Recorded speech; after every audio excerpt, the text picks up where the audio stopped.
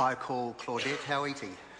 Mr Speaker, I didn't realise during my last kōrero that Ruaumoko sat up to listen to me and, started to vibrate a little bit there. So I took that as a tohu, tohu pai actually.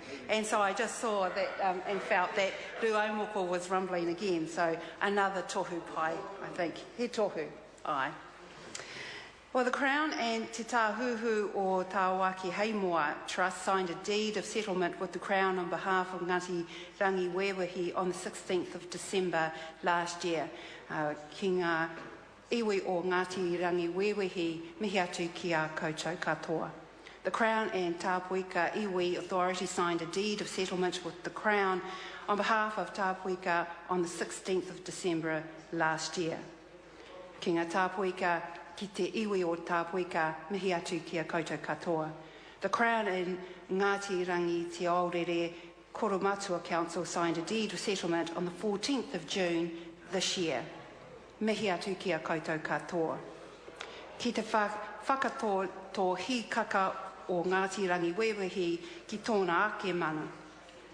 Each settlement provides agreed historical account, Crown acknowledgements and apology for iwi, cultural redress to Ngāti Rangi Wewehi, the vesting of Te Reo o Kereru in Ngāti Rangi Wewehi, the vesting part of Hamurana Springs as a recreation reserve, and second part as a historical reserve. Vesting of Ngā Tina Roimata Rangi Wewehi and Te Reo Kereru B as scenic reserves.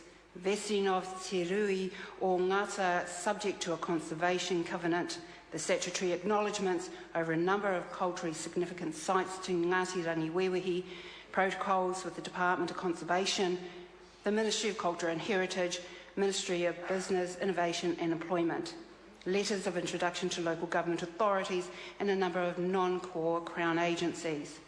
In respect to commercial and financial redress, Ngāti Rangi Wewehi will receive financial and commercial redress of $6 million comprised of a mix of cash and commercial properties.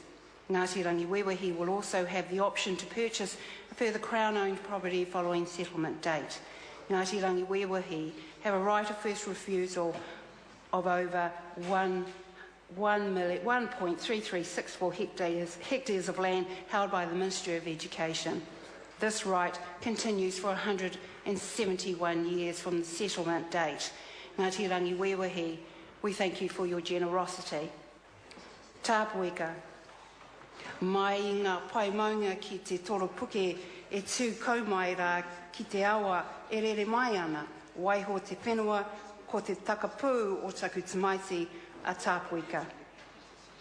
Cultural redress, the settlement establishes a framework for co-governance of the Kaituna River.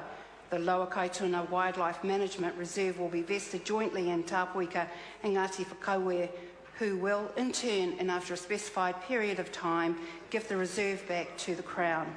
The Crown will provide $500,000 to assist Tāpuika to enhance their cultural presence within Te Puke. 12 sites of special significance to Tāpuika, totalling approximately 209 hectares, will be vested in Tāpuika, including 3 sites from within Kaharoa Conservation Forest, 2 sites from within Te Mātai Conservation Forest, O Tahupā and O Tūkawa. The settlement provides a whenua rahui over Ōpau Tihi. 1 additional site, Te Taitā, will be vested jointly in Tāpuika and Ngāti Rangi Wewehi. The settlement provides for statutory acknowledgements over a number of sites and waterways of significance to Tāpuika. Protocols within the Department of Conservation, Ministry of Culture and Heritage, Business, Innovation and Employment. Financial and commercial redress, Tāpuika will receive financial redress of $6 million, comprising a mix of cash and properties.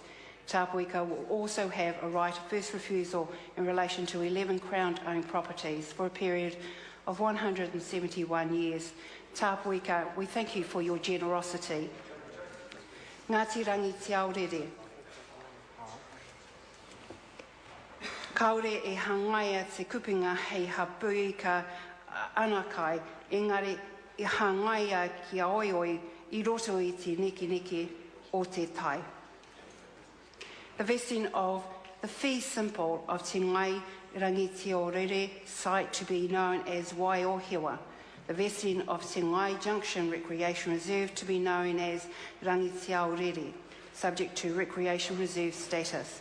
The Crown vests the lake or Kaitaina Scenic Reserve to be known as Whakapaungako, subject to Scenic Reserve status.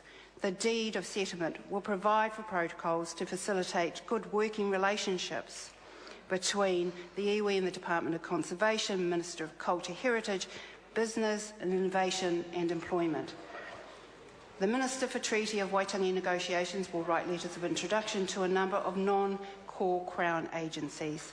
And in respect to financial and commercial redress, the financial redress amount will be paid under this settlement is $750,000.